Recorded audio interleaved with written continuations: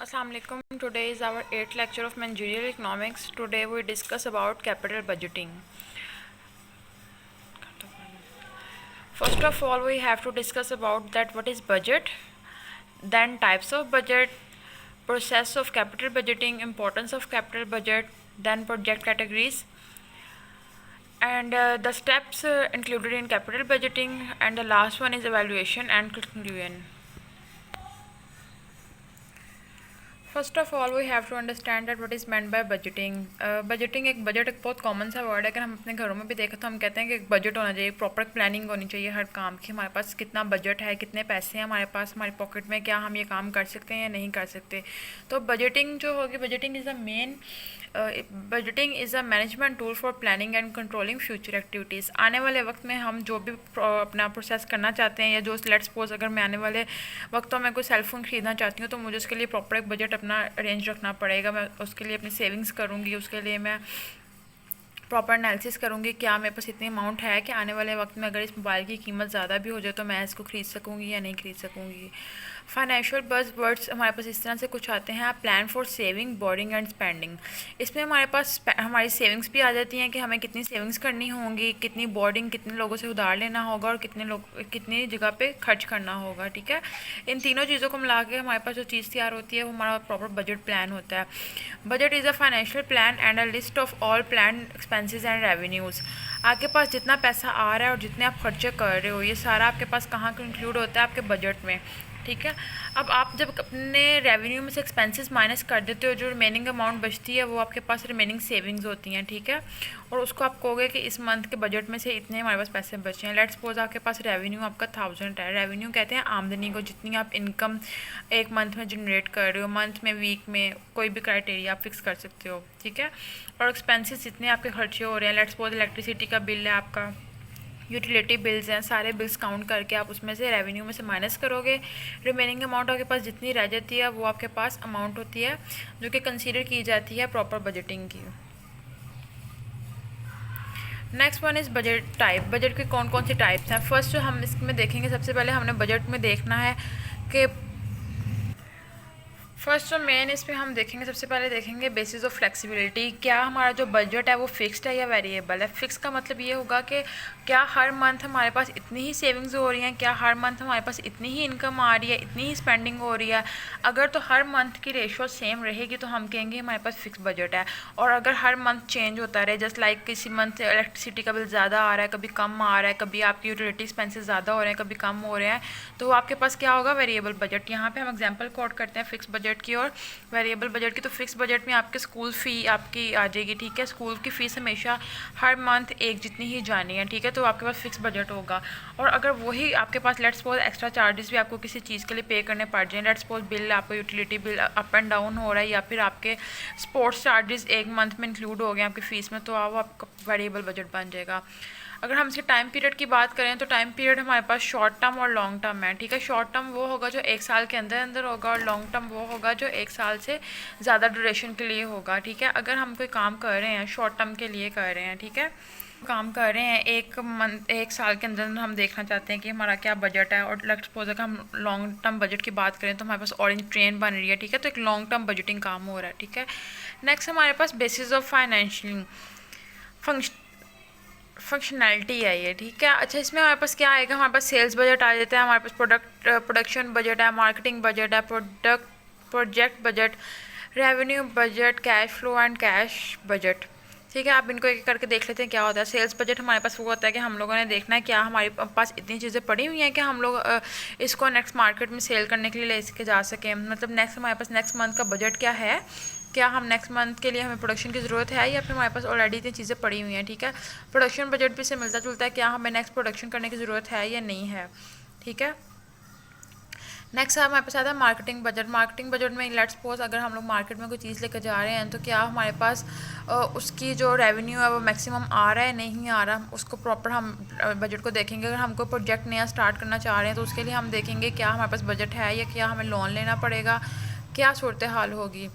Revenue budget अगर हम let's suppose हम लोगों ने ऑरेंज ट्रेन बनाई है, ठीक है, तो ऑरेंज ट्रेन से हमें कितना रेवेन्यू आ रहा है, ठीक है, तो हम रेवेन्यू बजट में देखेंगे कि हमें कितनी आमदनी से आ रही है। कैश फ्लो होता है, कैश फ्लो का मतलब है कि कैश का जारी, इसमें कैश इनफ्लो आउटफ्लो दोनों आता है कि आपके पास कितना पैसा आपके पास से जा रहा है और कितना आपके पास आ रहा है, वो दोनों आप इसमें देखते हो, ठीक है। अब इसमें सबसे पहले आपके पास जो स्टेप्स आएंगे, सबसे पहले आप देखोगे बिजनेस स्टार्टअप बजट। जब भी आपने कोई कारोबार शुरू करना है सबसे पहले स्टार्टअप आपके पास होगा। जब तक स्टार्टअप नहीं होगा आप कैसे देखोगे? स्टार्टअप करने के लिए आपको एक मिनिमम अमाउंट रिक्वायर्ड होगी, मिनिमम बजट रिक्वायर्ड होगा, ठीक है। नेक्स्ट आपके पास कॉर्पोरेट बिजनेस बजट, उस बिज़नेस को रन आउट करने के लिए गवर्नमेंट बजट की, गवर्नमेंट ने अगर कोई प्रोसीजर स्टार्ट करना है तो गवर्नमेंट के पास कितना बजट है। इवेंट मैनेजमेंट बजट, एक मैनेजमेंट सोसाइटी हर काम के लिए अरेंज की जाती है। इवन दो आपकी यूनिवर्सिटी में कोई फंक्शन भी होता है तो आपकी मैनेजमेंट सोसाइटी बनी होती हैं, ठीक है। तो आपके वो मैनेजमेंट सोसाइटी के पास कितना बजट है कि वो उस फंक्शन को ऑर्गेनाइज कर सके। नेक्स्ट है फैमिली और पर्सनल बजट। पर्सनल और फैमिली बजट में आपके पास जो मैंने भी एग्जांपल दी, आपको इलेक्ट्रिसिटी का बिल और ये सारे जो आपके पास मंथली एक्सपेंसेस होते हैं आप इनको देखते हो, ठीक है। ये आपके पास बजट के डिफरेंट टाइप्स हैं, डिफरेंट फॉर्म्स हैं कि किस किस तरह के बजट्स आपके पास होते हैं, और आगे इनमें ये डिफरेंट कैटेगरीज आती हैं। उसकी फ्लेक्सिबिलिटी हम लोग देखते हैं, टाइम पीरियड देखते हैं, उसके फंक्शंस देखते हैं।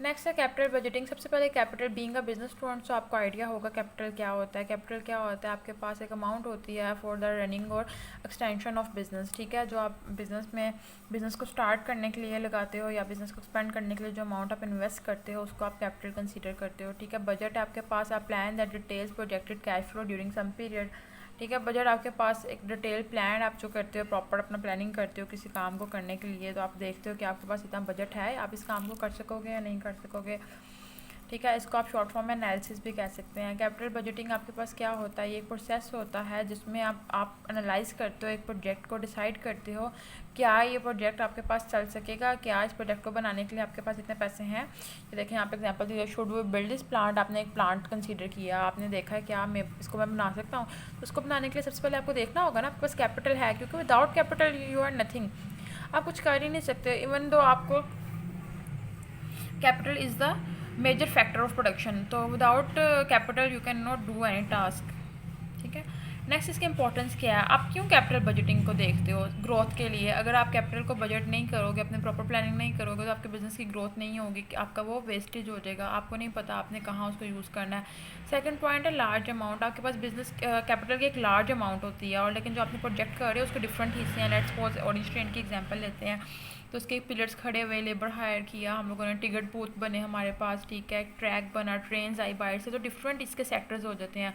तो आपके पास लार्ज अमाउंट है, तो आपने प्रॉपर कैपिटल बजटिंग करनी होती है ताकि आप इसको सबको डिवीजन कर सको, आप देख सको कि आपने कौन सी चीज़ कहाँ लगानी है, कितना हिस्सा हमारे पास कहाँ लगना चाहिए। नेक्स्ट है इरिवर्सिबिलिटी। इरिवर्सिबिलिटी का मतलब है कि कितना पैसा आप लगा रहे हो, क्या इन रिटर्न आपको इतना पैसा आएगा भी या नहीं आएगा। Next one is complexity. Complexity में आप देखते हो कि आपको पास क्या क्या रुकावट आ सकती हैं। कैपिटल बजटिंग जब आप कर रहे होते हो तो आपको ये भी एडवांटेज होता है कि आपको पता लग जाता है कि आपके आने वाले वक्त में आपको किस किस चीज़ का, किस किस प्रॉब्लम को फेस करना पड़ेगा, क्या क्या इश्यूज आपके पास आ सकते हैं, ठीक है।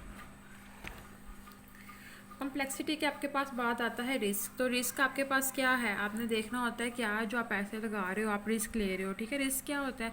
आप कह लो प्रोबेबिलिटी का वर्ड आपने सुना होगा, ठीक है, चांसेस ऑफ अकरेंस, कि आपके पास कितना रिस्क है, आप उसमें प्रोबेबिलिटी चेक करते हो कि आपको प्रॉफिट की तरफ आपका रिस्क ज़्यादा लाई कर रहा है या लॉस की तरफ, तो आप उसको रिस्क को एनालिसिस करते हो कि आपको ये प्रॉफिट जो बिज़नेस है, जो प्रोजेक्ट आप स्टार्ट कर रहे हो, क्या ये आपको मुनाफा देगा या नुकसान देगा, ठीक है। Next is long term implication. फिर आप देखते हो जो आपका प्रोजेक्ट है क्या ये लॉन्ग टर्म के लिए चलेगा या ये शॉर्ट टर्म के लिए ही है। आप अक्सर आप देखते होंगे, आप ये मेट्रो ट्रेन में ट्रैवल करते होंगे, आपने देखा होगा अक्सर जो है कोई ना कोई वो स्टेशन बंद होता है। कनाल स्टेशन काफ़ी देर बंद रहा, उसकी मेजर रीज़न क्या थी?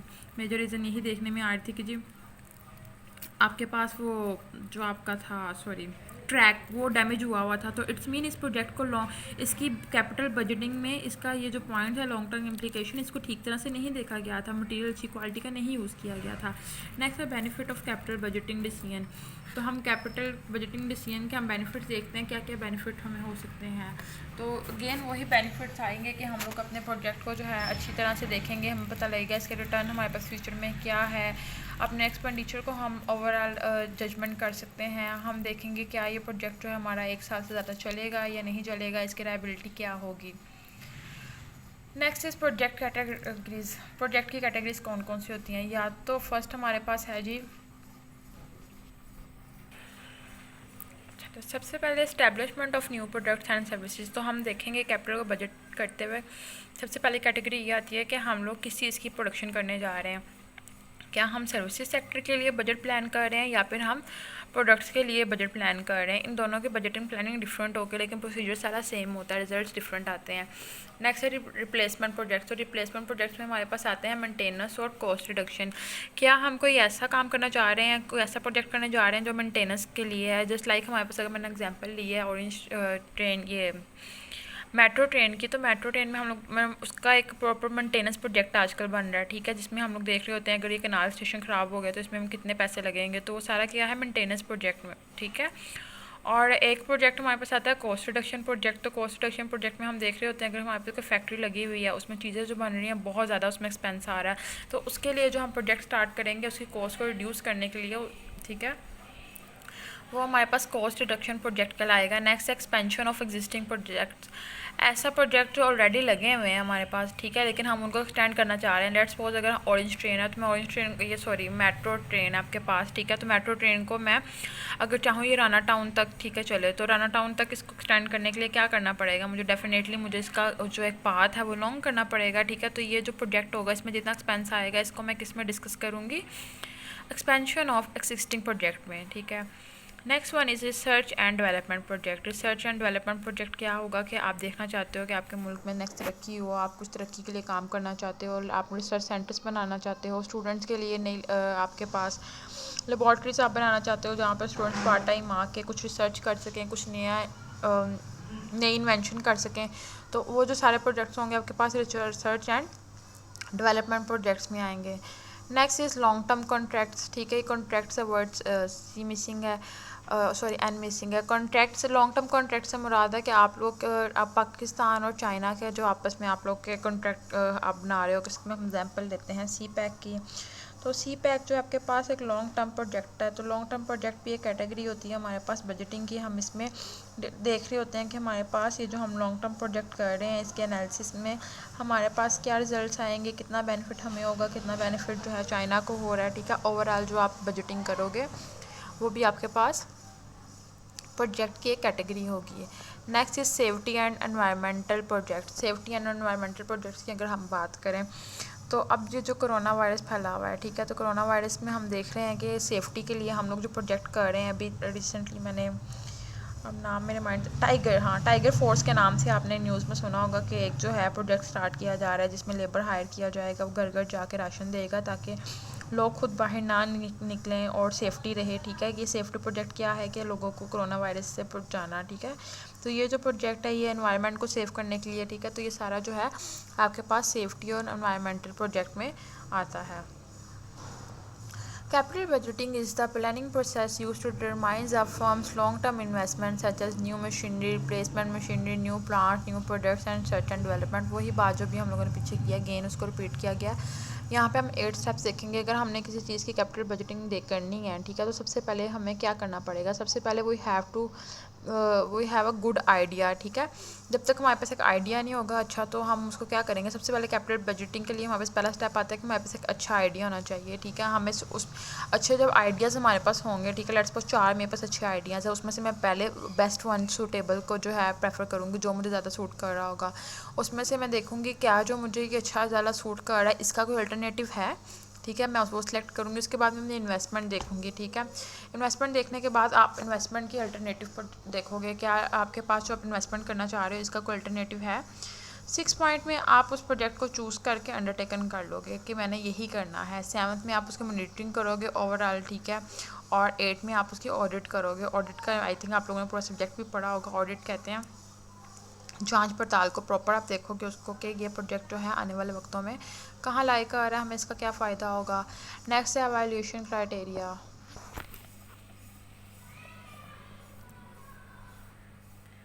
एवेल्यूशन का क्राइटेरिया में हम देखेंगे हर चीज़ का क्राइटेरिया होता है। अक्सर हम गुस्से में कहते हैं ना अपनी लिमिट्स में रहो अपने, ठीक है, तो वो यहाँ पे हम देखेंगे क्या क्या क्राइटेरिया, क्या क्या लिमिट्स हमारे पास। तो लिमिट्स हमारे पास दो तरह की है, दो क्राइटेरिया हमारे पास प्रोजेक्ट को एवेल्यूएट करने के।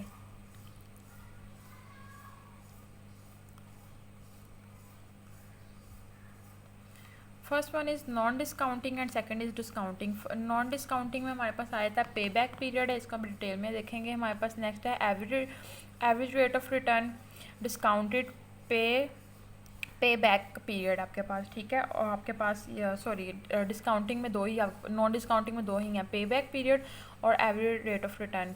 नेक्स्ट हमारे पास डिस्काउंटिंग में आते हैं डिस्काउंटिंग, पे back period, net present value, profitability index और एवरेज रेट ऑफ रिटर्न, ठीक है। अभी हम इनको एक एक करके देखेंगे। फर्स्ट हमारे पास है नॉन डिस्काउंटिंग के। तो नॉन डिस्काउंटिंग में पहला हमारे पास है पे बैक पीरियड। पे बैक पीरियड हमारे पास हो रहा होता है कि बता रहा होता है कि जो हम लगा रहे हैं, ठीक है, इसके बेसिकली दो कंडीशंस हैं हमारे पास। एक तो है कांस्टेंट ईयर कि हम लोग हर साल देखते जाएं इसको कि हमारे पास क्या रिटर्न आ रहा है, और एक कांस्टेंट ईयर नहीं है, वो किसी भी टाइम आप देख सकते हो नेक्स्ट ईयर के बेस पे। तो उसके लिए दोनों फॉर्मूले हैं। अगर आपने पे बैक पीरियड किसी का भी देखना तो आप देखोगे कैश आउटफ्लो, कितना पैसा आपने लगाया है और कितना आया है, इन दोनों को आप डिवाइड करोगे तो आपके पास पे बैक पीरियड आ जाएगा। नेक्स्ट आपके पास पे back period not constant every year, जो हर साल सेम ना रहे, ठीक है। लेट्स सपोज पहले साल आपको कैश इनफ्लो ज़्यादा हुआ, दूसरे साल कम हुआ, तो इस सिचुएशन में आप ये फॉर्मूला लगाओगे। आप कंप्लीटेड ईयर्स देखोगे, लेट्स सपोज हमारे प्रोजेक्ट को 5 साल हो गए हैं, तो 5 साल हो गए, रिक्वायर्ड इनफ्लो अब हमें कितना और पैसा इसमें चाहिए, ठीक है। Inflow of the next year हम कितना लगाएंगे, उसको मल्टीप्लाई करेंगे 12 से। 12 से क्यों? क्योंकि एक साल में 12 महीने होते हैं, ठीक है।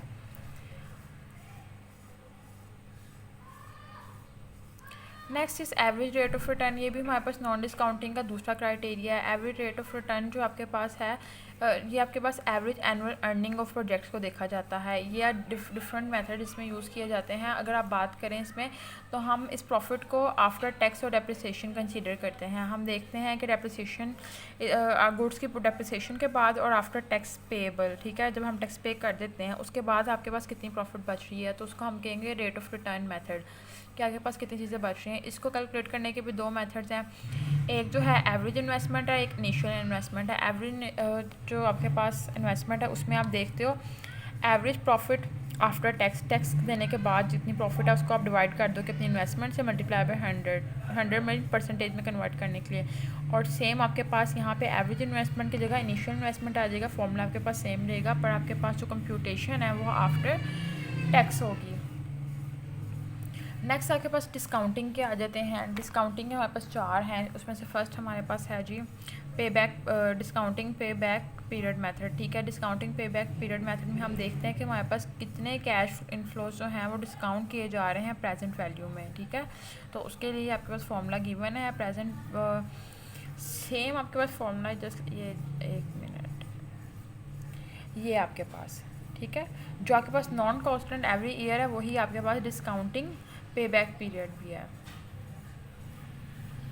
Next is net present value. Net present value का मतलब है कि हमारे पास अब कितनी चीज़ है। नेट का मतलब होता है बकाया कितना बच जाना। आप लोग अक्सर वो फाइनल अकाउंट में आप लोग बनाते होंगे, जब आप लोग बनाते हो trading profit and loss account, ठीक है, तो उसमें आपके पास नेट प्रॉफिट आती है। तो वो क्या करती है कि अब आपके पास रिमेनिंग कितनी प्रॉफिट बच गई है।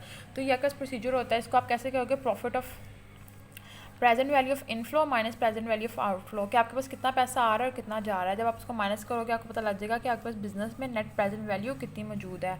इसको हम लोग वैल्यूएट कैसे करते हैं, अगर net present value greater than 0 हो, ठीक है, तो हम प्रोजेक्ट को एक्सेप्ट कर लेंगे। इट्स मीन हमारे पास कुछ अमाउंट है और वो हमारे लिए बेनिफिशियल है, तो हमारा प्रोजेक्ट एक पॉजिटिव वे में जा रहा है। और अगर ये नेट प्रेजेंट वैल्यू जो है 0 से कम हो, ठीक है, नेगेटिव में हो, तो मतलब हम प्रोजेक्ट को रिजेक्ट कर देंगे। और अगर 0 है तो फिर हम देखेंगे मे बी एक्सेप्ट और मे बी रिजेक्ट, ठीक है। मे बी एक्सेप्ट और मे बी रिजेक्ट क्यों, क्या हमारे पास अगर इसमें कंडीशन आती है एक्सेप्ट करने की, ये है कि अगर हमारे पास पैसे होंगे तो हम इसमें और लगा के इसको एक्सेप्ट कर लेंगे, अगर नहीं कर सकते तो हम इस प्रोजेक्ट को रिजेक्ट कर देंगे। Next is profitability index method. Net present value method में हम लोगों ने देखा कि हम लोग प्रोजेक्ट को रिजेक्ट करेंगे या नहीं करेंगे, एक्सेप्टेड और नॉट, ठीक है। उसको हम लोग फर्दर देखेंगे कि हमने एक्सेप्ट करना है या नहीं करना। तो उसके लिए हमारे पास एक इंडेक्स मेथड है जो कि हमें बताता है, अगर हम देखेंगे प्रॉफिटेबिलिटी इंडेक्स ग्रेटर दैन 1 आ जाता है ना, तो फिर हम एक्सेप्ट कर लेंगे। एक सेकेंड में आपको दिखाती हूँ।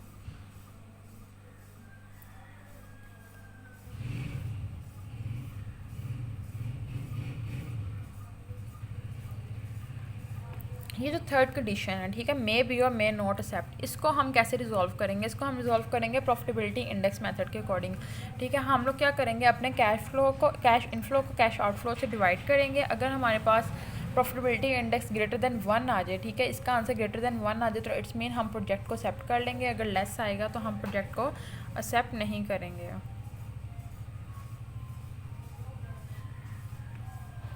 Next is internal rate of return method. Internal rate of return method में हम देखेंगे कि हमारे पास प्रॉफिट जो है, क्या वो हमारा जो प्रोजेक्ट है वो प्रॉफिट अर्न कर रहा है या नहीं कर रहा है। ठीक है, इसको करने के, इसको फाइंड आउट करने के लिए हमारे पास दो तरीके हैं।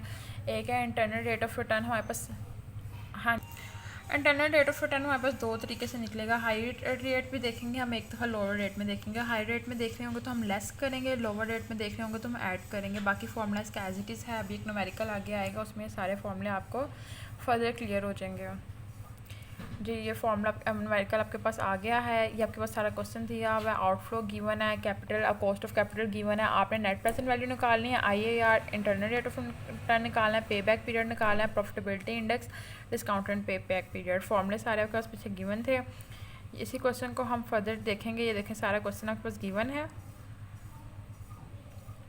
अब हम एक एक करके चीज़ों को निकालते जाएंगे। सबसे पहले हम लोग निकालेंगे I R R, higher rate. ठीक है, तो हायर रेट आपके पास क्या है, ये देखें, यहाँ से हम सारी एक एक करके अपनी वैल्यूज़ लेंगे।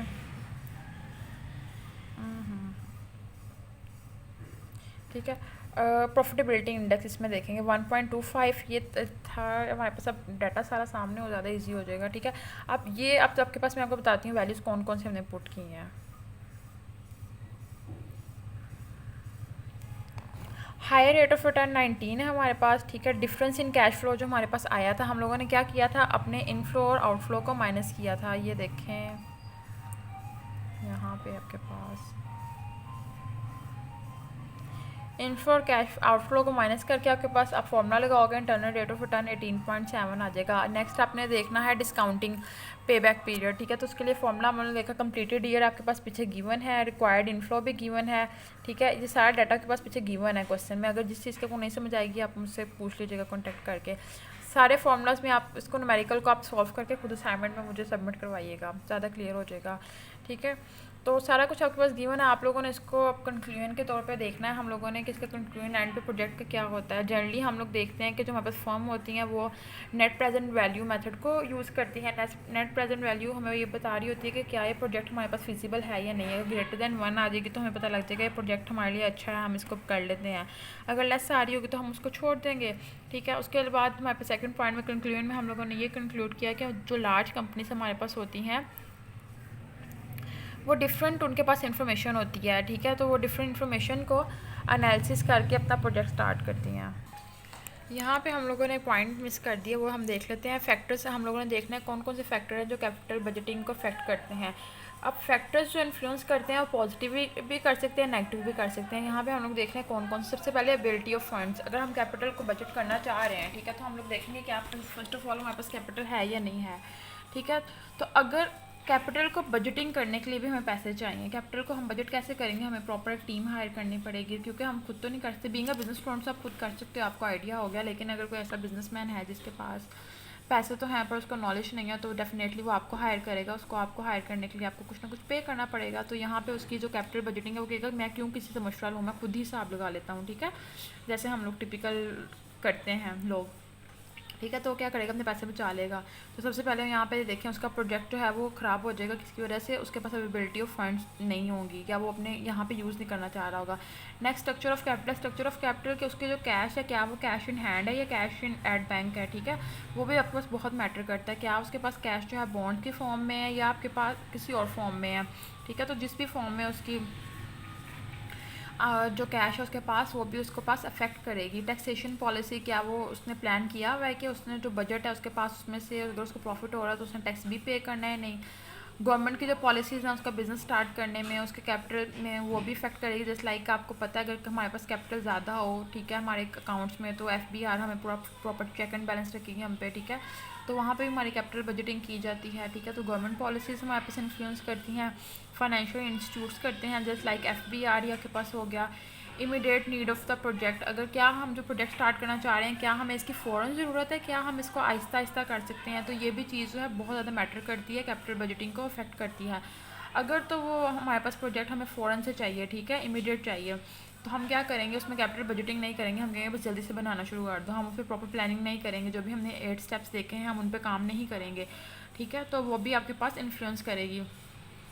नेक्स्ट है अर्निंग्स। अगर हम अर्निंग्स को देखेंगे, अगर मैक्सिमम अर्निंग है, मिनिमम अर्निंग है, हमें किस तरह का अर्निंग उससे मिल रहा है, कैपिटल रिटर्न कितने परसेंट हमें इससे प्रॉफिट हो रही है, क्या जो प्रॉफिट हो रही है वो मैक्सिमम है या नहीं है, ये सारे पॉइंट्स जो हैं हम इसमें इस जो है ये इफेक्ट करेंगे कैपिटल बजटिंग को। नेक्स्ट है economical value of the project, जो हमने प्रोजेक्ट स्टार्ट किया है क्या उसकी इकोनॉमिकली कोई वैल्यू है, जस्ट लाइक अगर हम मॉडर्न ट्रेन वगैरह कर रहे हैं वो तो गवर्नमेंट कर रही है, अगर मैं कोई खुद को प्रोजेक्ट स्टार्ट करूँ, ठीक है, तो क्या उसमें कोई इकोनॉमिकली वैल्यू है, क्या वो इकोनॉमी को बेनिफिट दे रहा है या जिसमें वो मेरे अपने लिए है। वर्किंग कैपिटल अफेक्ट करेगा, वर्किंग कैपिटल भी आपने पढ़ा होगा अकाउंटिंग में, ठीक है। नेक्स्ट आपके पास अकाउंटिंग प्रैक्टिस, क्या आपको अकाउंट्स हैंडल करने आते हैं नहीं करने आते, आपकी जो ये स्किल्स हैं पूरी अकाउंटिंग की ये कैसी हैं, ये भी आपके पास इफेक्ट करती हैं आपके कैपिटल बजटिंग को। And last one is trend of earning, आपका अर्निंग ट्रेंड अर्निंग का क्या है, क्या जो आप बिज़नेस करते हो वो सक्सेसफुल रहता है, क्या आपकी अर्निंग्स हाई रहती हैं या क्या नहीं रहती हैं, तो ये पॉइंट भी आपके पास अफेक्ट करता है आपकी प्रोडक्टिविटी को, आपकी कैपिटल बजटिंग की फैक्टर्स को इन्फ्लुएंस किया जाता है, जिसमें हमें पता लगता है कि आपके पास जो आपका बिज़नेस है वो कहाँ लाइक आ रहा है और आपके पास कितने कितने नेगेटिव पॉजिटिव इफेक्ट्स आ सकते हैं। ये जो न्यूमेरिकल है ये आपने खुद करना है, वैसे तो सॉल्व आपके पास सारा हुआ है, अगर कोई इशू आएगा तो यू मे कॉन्टेक्ट मी, ठीक है।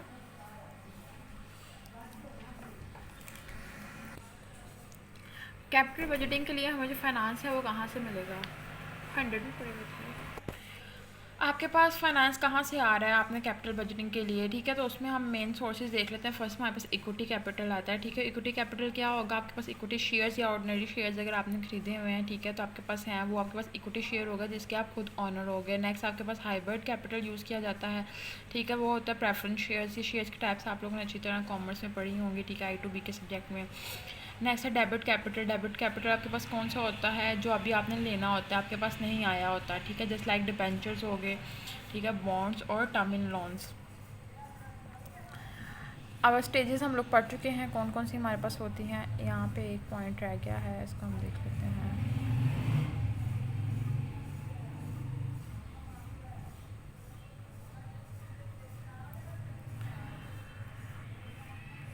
बेसिकली जो कैपिटल आपके पास बजटिंग होती है ना वो R&D प्रोजेक्ट्स के लिए होती है। R&D आपके पास होते हैं रिसर्च एंड डेवलपमेंट प्रोजेक्ट्स, ठीक है। ज़्यादा इफेक्टिव जो ज़्यादा ज़रूरत होती है हमें कैपिटल बजटिंग की इसके लिए होती है। हमारी कंट्री में जो 0.2% जो कैपिटल है वो रिसर्च एंड डेवलपमेंट पे वो यूज़ किया जा रहा है, जिसकी वजह से हमारी इकोनॉमिक ग्रोथ, इकोनॉमिक डेवलपमेंट बहुत ज़्यादा कम है, ठीक है।